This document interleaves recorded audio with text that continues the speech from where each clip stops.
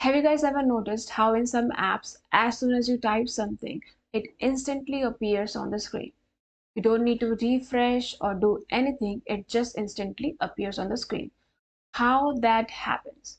It's possible with two-way data binding technique.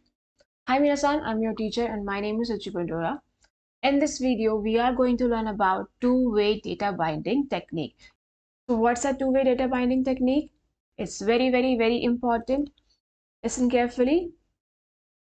Two-way data binding in Angular means data flows in both directions.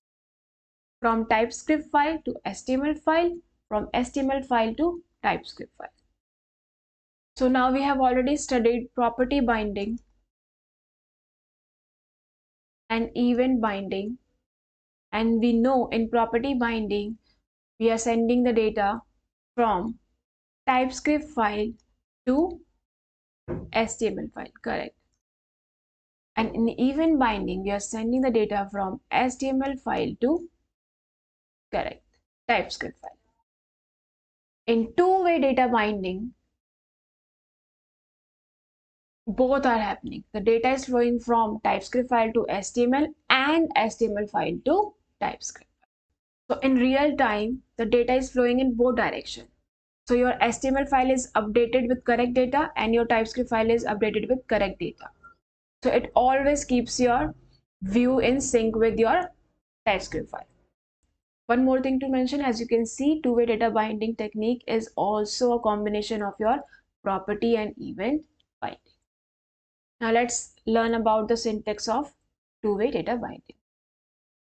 So this is your syntax for two-way data binding. I just mentioned earlier that two-way data binding is a combination of property binding and event binding, right? So as you can see, we use square bracket in property binding and round bracket in event binding. Since it's a combination of two, we are using both square brackets and round brackets. Inside the brackets, you can see ngModel. This is provided by Angular and it helps you with two-way data binding. It's a directive provided by Angular. As its name suggests, variable, it's a variable and we will be writing this variable in TypeScript file. If I have to learn any syntax, I learn the meaning behind it, so it's easier to recall it. It's a combination of property binding and event binding, so I know property binding uses square brackets, event binding uses round brackets, and since two-way data binding is a combination of both, we uses both brackets. This is how I would learn it. There's one more way to learn this. If you open the Angular docs, it's written that you can associate this syntax or learn this syntax with this phrase called banana in a box. Before we dive into the examples, I want to mention one more thing. Why do we need two-way data binding technique? If we use property binding and event binding together, it's more code, there are more chances of mistakes happening.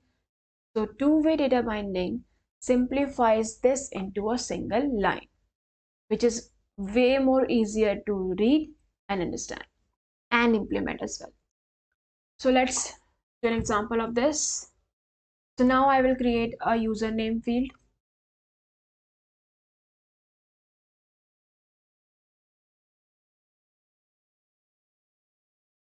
An input field of type text.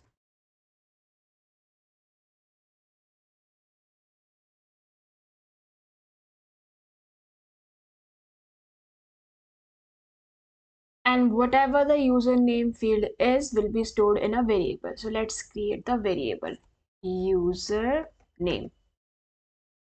We will keep this empty for now. Let's print this username so we can see it on UI. So see, this is an example of two-way data binding. So if a user type anything on this text box, will be sent to TypeScript file, right?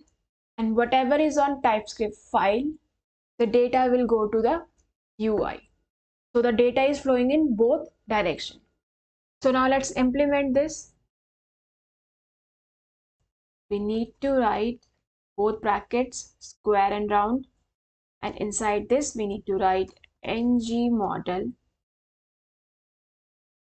Now inside the double quotes we are going to use the variable. And what variable we are using? The user name variable. This is where we will be saving the username typed on the input field. So let's write username.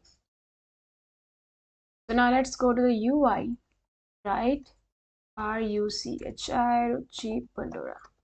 You can see as I'm typing my name, it's typing below as well. So how that is happening? So let's understand this step by step. So once I typed R, Angular will look for this username variable, which is inside our TypeScript file, and will change its value to R.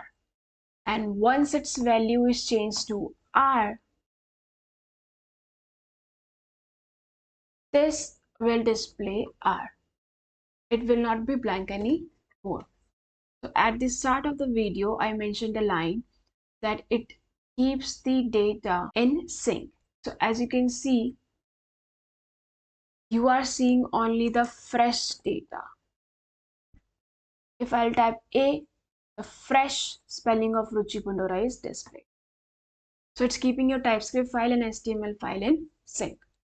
So this is how we implement two-way data binding in Angular. Hope you like this video. If you did, don't forget to like this video and subscribe to my channel for more videos. See you guys later. Peace out.